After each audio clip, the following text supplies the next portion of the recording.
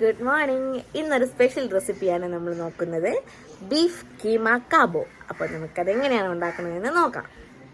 ആദ്യം തന്നെ കൊച്ചുള്ളിയും വെളുത്തുള്ളിയും ചതച്ചെടുക്കണം. ചതച്ചെടുത്തതിന് ശേഷം കഴുകി വച്ചിരിക്കുന്ന ബീഫ് ചെറിയ ചെറിയ കഷ്ണങ്ങളാക്കി എടുക്കണം. ബീഫിൻ്റെ ലിവറും നമുക്ക് ഇതിൻ്റെ കൂടെ മിക്സാക്കാം. ഇതിലോട്ട് വെളുത്തുള്ളിയും ചെറിയ ഉള്ളിയും ഇട്ട് അതിലേക്ക് മുളക് പൊടി, മല്ലിപ്പൊടി, മഞ്ഞൾപ്പൊടി, കുരുമുളക് പൊടി, കറി മസാല പൊടി, ഉപ്പും ഇട്ട് കുഴച്ചിട്ട് കുക്കറിലായിട്ട് കുറച്ച് വെള്ളവും വീത്തി വേവിക്കാൻ വെക്കാം.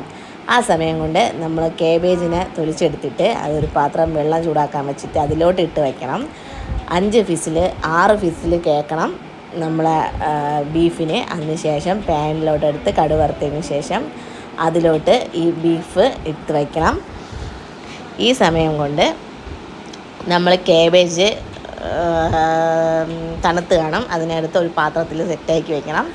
ബീഫ് നല്ല വരണ്ട് വരണം. നല്ല രീതിയിൽ വരണ്ട് വന്നാലേ ബീഫ് നമുക്ക് ഇതിൻ്റെ അകത്ത് വയ്ക്കാൻ പറ്റുള്ളൂ, കേബേജിൻ്റെ അകത്ത്. എന്നിട്ട് അത് വെന്തതിന് ശേഷം നമ്മൾ അതിനെ നല്ല വൃത്തി കുഴച്ചെടുത്തിട്ട് കേബേജിൻ്റെ അകത്ത് വെച്ച് ഇങ്ങനെ പൊതിഞ്ഞ് വെക്കണം. എന്നിട്ട് നമ്മളൊരു പാനിൽ എണ്ണ എടുത്ത് ചൂടാക്കാൻ വെച്ചിട്ട് അതിൽ വെച്ച് ഈ കേബേജിനെ മറിച്ചും തിരിച്ചും ഇട്ട് നല്ല മൊരിച്ചെടുക്കണം. പെള്ളി സാധനം എന്ന് വെച്ചാൽ പെള്ളി സാധനമാണ്, എല്ലാവരും മസ്റ്റ് ട്രൈ ചെയ്യണം.